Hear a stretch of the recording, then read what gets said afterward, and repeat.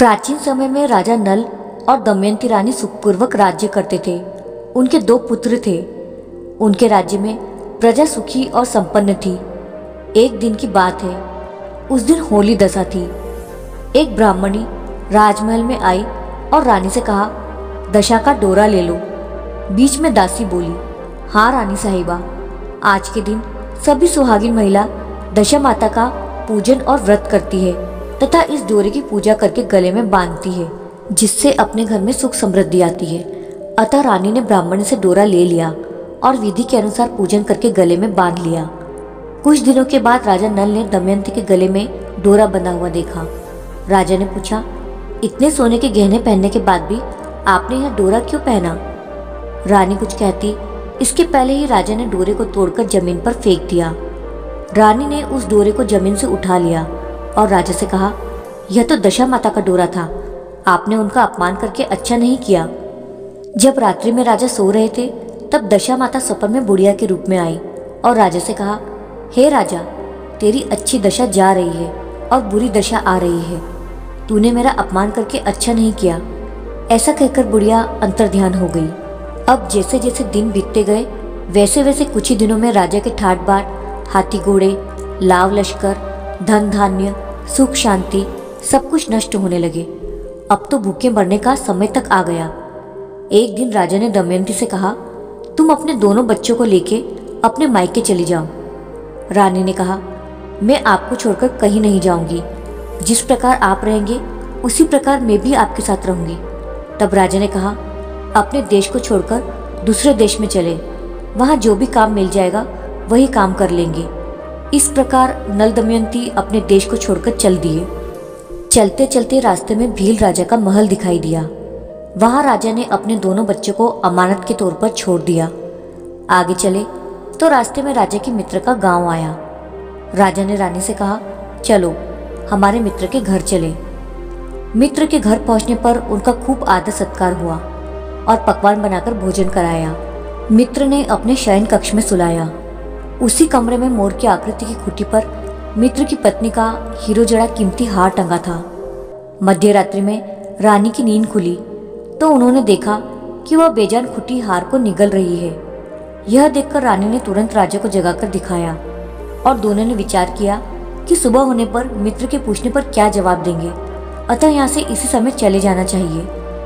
राजा रानी दोनों रात्रि को ही वहां से चल दिए। सुबह होने पर मित्र की पत्नी ने खूंटी पर अपना हार देखा। हार वहां नहीं था।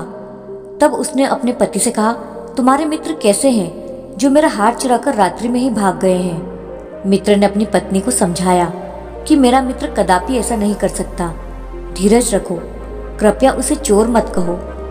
आगे चलने पर राजा नल की बहन का गांव आया। राजा ने बहन के घर खबर पहुंचाई कि तुम्हारे भाई भौजाई आए हुए हैं। खबर देने वाले से बहन ने पूछा, उनके हाल चाल कैसे हैं? वह बोला, दोनों अकेले हैं, पैदल ही आए हैं तथा वे दुखी हाल में हैं। इतनी बात सुनकर बहन थाली में कांदा रोटी रखकर भैया भाभी से मिलने आई।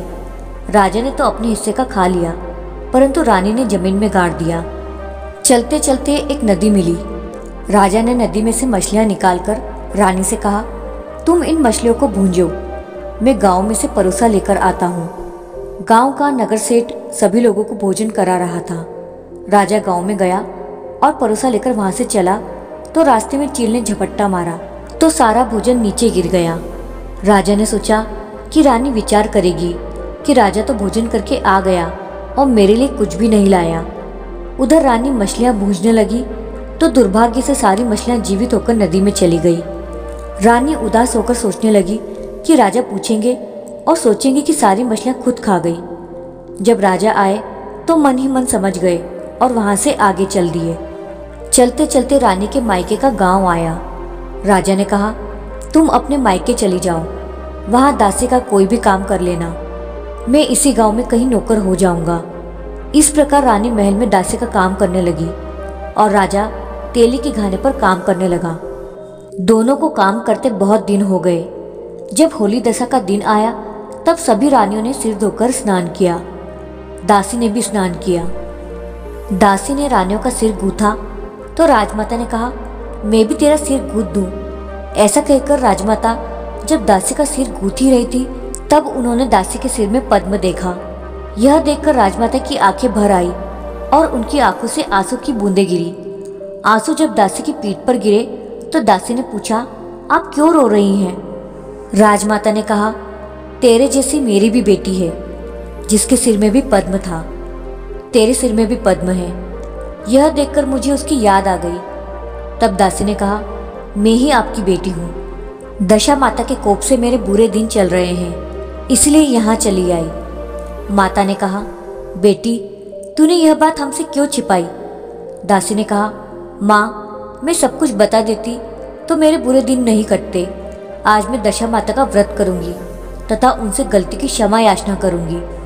राजमाता ने बेटी से पूछा, हमारे जमाई राजा कहाँ हैं? बेटी बोली, वे इसी गांव में किसी तेली के घर काम कर रहे हैं। अब गांव में उनकी खोज कराई गई और उन्हें महल में लेकर आए। जमाई राजा को स्नान कराया, नए वस्त्र पहनाए और पकवान बनवाकर उन्हें भोजन कराया गया। अब दशा माता के आशीर्वाद से राजा नल और दमयंती के अच्छे दिन लौट आए। कुछ दिन वहीं बिताने के बाद अपने राज्य जाने को कहा। दमयंती के पिता ने खूब सारा धन, लाव लश्कर, हाथी घोड़े आदि देकर बेटी जमाई को विदा किया।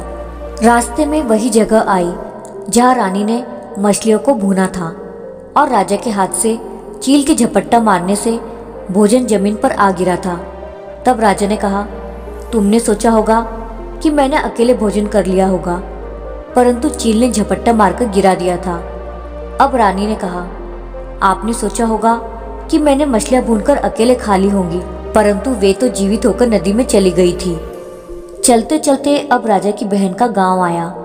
राजा ने बहन के यहाँ खबर भेजी। खबर देने वाले से पूछा कि उनके हालचाल कैसे हैं। उसने बताया कि वे बहुत अच्छी दशा में हैं। उनके साथ हाथी घोड़े लाव लश्कर हैं। यह सुनकर राजा की बहन मोतियों की थाल सजाकर लाई। तभी दमयंती ने धरती माता से प्रार्थना की और कहा, माँ आज मेरी अमानत मुझे वापस दे दो। यह कहकर उस जगह को खोदा जहाँ कांदा रोटी गाड़ दिया था। खोदने पर रोटी तो सोने की और कांदा चांदी का हो गया। ये दोनों चीजें बहन की थाली में डाल दी और आगे चलने की तैयारी करने लगे। वहां से चलकर राजा अपने मित्र के घर पहुंचे। मित्र ने उनका पहले के समान ही खूब आदर सत्कार और सम्मान किया। रात्रि विश्राम के लिए उन्हें उसी शयन कक्ष में सुलाया। मोर वाली खूंटी के हार निकल जाने वाली बात से नींद नहीं आई। आधी रात के समय वही मोर वाली खूंटी हार उगलने लगी तो राजा ने अपने मित्र को जगाया तथा रानी ने मित्र की पत्नी को जगाकर दिखाया। आपका हार तो इसने निगल लिया था। आपने सोचा होगा कि हार हमने चुराया है। दूसरे दिन प्रातःकाल नित्य कर्म से निपटकर वहां से वे चल दिए। वे भील राजा के यहाँ पहुंचे और अपने पुत्रों को मांगा तो भील राजा ने देने से मना कर दिया। गांव के लोगों ने उन बच्चों को वापस दिलाया। नल दमयंती अपने बच्चों को लेकर अपनी राजधानी के निकट पहुंचे तो नगरवासियों ने लाव लश्कर के साथ उन्हें आते हुए देखा। सभी ने बहुत प्रसन्न होकर उनका स्वागत किया तथा गाजे बाजे के साथ उन्हें महल पहुंचाया। राजा का पहले जैसा ठाट बाट हो गया। राजा नल दमयंती पर दशा माता ने पहले कोप किया, ऐसा किसी पर मत करना, और बाद में जैसी कृपा करी वैसी सब पर करना। जय हो दशा माता की।